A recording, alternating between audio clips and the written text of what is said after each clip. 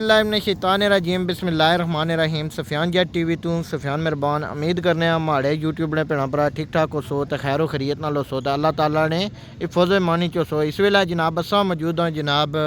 ढांगरी फैजपुर शरीफ बाज़ार तो माशाअल्लाह साढ़े ढांगरी फैजपुर शरीफ की रौनक जनाब साढ़े बुजुर्ग जनाब चाचा नजीब गुज्जर साहब मौजूद हैं साढ़े नाल तो माशाअल्लाह इन्हें जनाब ऊँट किंदे है जनाब अज जाई रहे जनाब कल्याम शरीफ मेला पता है शुरू है 10 दिहाड़े मेला होना और ऊँट होना मेला होना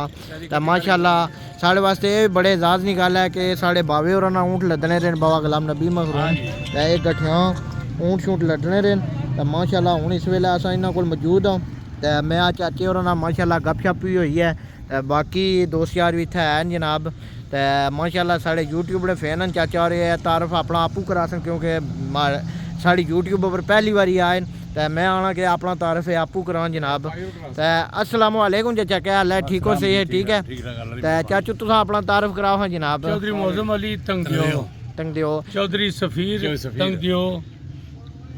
पहलवान मीर हुसैन ये तो जनाब साढ़े नाल इशने रहने चाचा रोफ भी इशने राहु मजीद तंगदियो तो चाचा कितने अरसे तू साढ़े यूट्यूब पर व्लॉग तकने हो इंग्लैंड तुसा शुरू कीते उस वेले ने तकने व्लॉग साढ़े की अजे लगने तुसें बेहतरीन जनाब अल्लाह तुसा लाकाई मालूमात देने उसे ते असा तकी ते खुश हो जाने हां परदेसी मैं तो चलो इधर अश नहीं रहना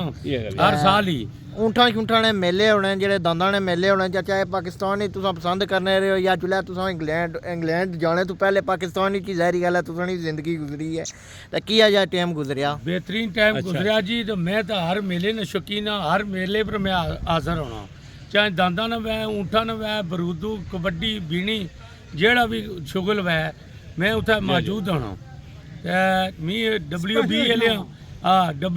आलियां सकाफत ना किंग लकब देता है माशाल्लाह जी तो ए चाचा मेरे सैनी मौजूद हैं और चाचा क्या हाल है ठीक हो सही है ठीक है तो और बहाने वाले ना कोई नवी ताजी बहाने वाले ना बस जनाब लगे निके ट्राई करने पे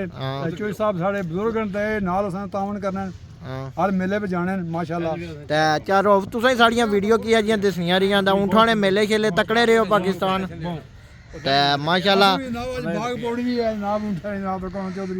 माशाल्लाह जी चाचे मेरे सैन होरें भी ऊँट पोड़े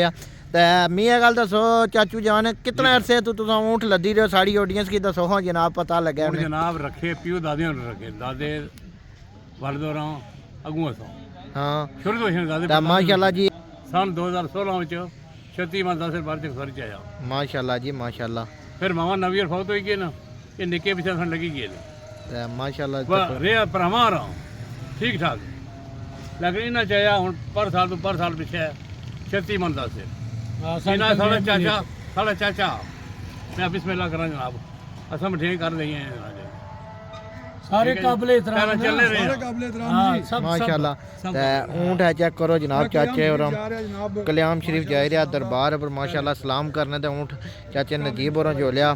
तो जनाब साढ़े को खलते सन तो मैं आख्या ने जनाब वीडियो बनाओ ऊँट है नहीं तो मैं आ वीडियो बनाने माशाल्लाह चेक करो कितना प्यारा ऊँट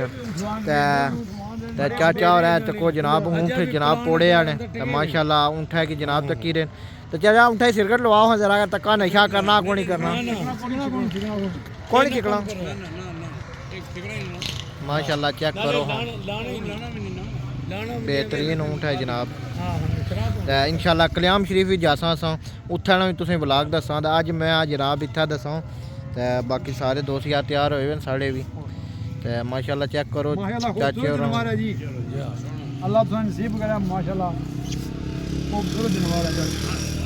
चेक करो ऊँट जनाब करने जेड़ा अज ना साढ़ा ब्लॉग है साढ़े भैन भरावां की पसंद आया उसी जेड़े नवे आए हो साढ़े चैनल की लाइक करो चैनल की सब्सक्राइब करो फिर इंशाल्लाह एक नवी वीडियो नाल मिलसां तो खुदा हाफिज़ जनाब बहुत शुक्रिया।